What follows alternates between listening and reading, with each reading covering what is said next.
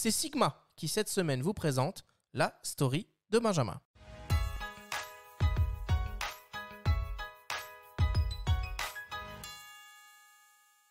Puisque nous sommes encore nombreux à devoir rester à la maison, je propose une exposition virtuelle composée d'images réalisées en Afrique ces 18 dernières années. En publiant ce tweet, au mois de mai, Laurent Baheux nous conviait à une exposition sur la toile, histoire de tisser un lien avec la nature depuis nos vies en semi-liberté. Rebelote cet automne à la faveur du reconfinement.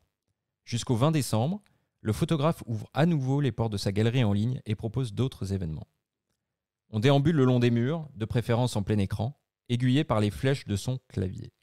Des textes hétéroclites, signés La Fontaine, Boris Vian, Eddie Mitchell ou extraits de la série Kaamelott, sur des notes de jazz, nous renseignent sur l'origine d'expressions courantes de la langue française.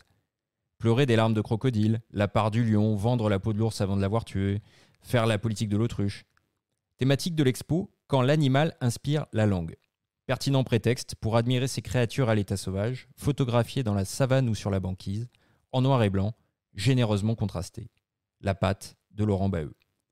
Derrière les sourires et la tendresse suscitée par ces images, le photographe Poitevin, qui se définit comme un animaliste, nous interpelle sur notre rapport à la nature et aux animaux, dont nous sommes majoritairement coupés, selon lui.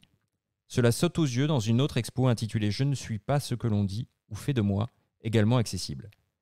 Cette initiative rappelle que la photographie constitue un langage à part entière et un puissant outil pédagogique.